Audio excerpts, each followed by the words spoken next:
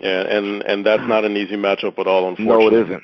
First of No, it isn't. all, first of all, let me give a shout out to the Americans all over the Mhm. country, both watching the English networks and the Spanish networks. Most watched soccer game or football game in U.S. history. So Mhm. shouts out to you guys for giving the support to the U.S. national team.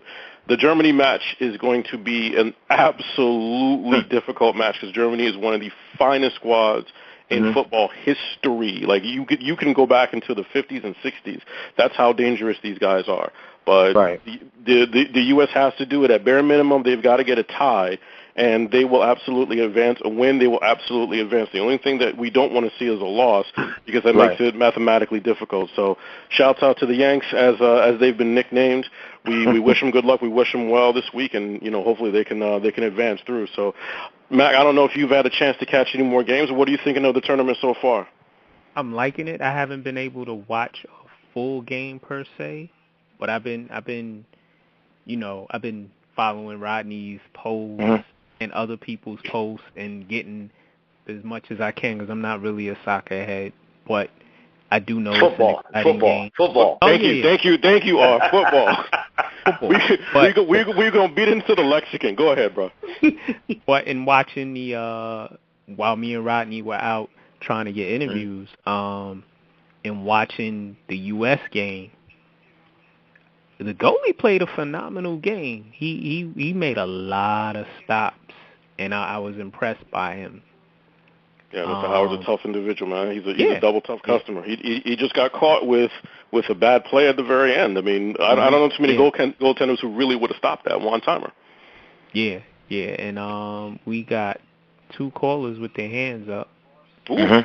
ooh. so I'm gonna Awesome. bring in the first one. 6053. State your name and where you calling from. Gentlemen, this is Aitch from Maryland. What's going on? Big ups to Hey, H. Sir, my Big ups to man. H.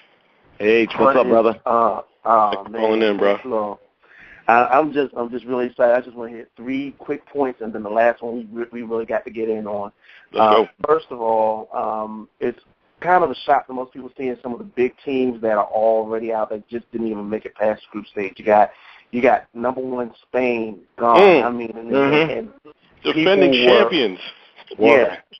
People were looking at them after they got demolished by Netherlands from day one. They're out. England is out. Italy is out. I mean, all these teams I just mentioned are in the top 10 of the FIFA rankings gone.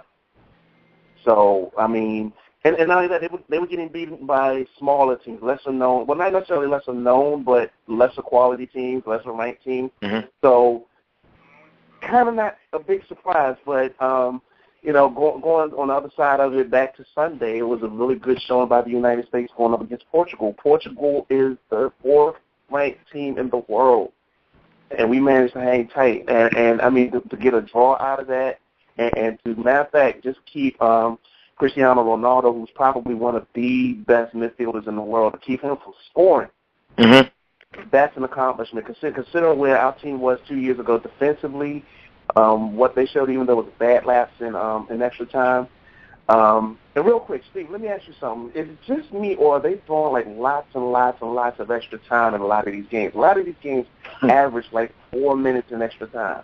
Yeah, I have seen that also. That hasn't bothered me as much because especially watching the first weekend of the tournament, Yeah. I saw more players getting cramps, Mhm. heat-related cramps, water breaks than I've ever seen watching football in my life, and that includes watching the World Cup in countries like Mexico and Argentina.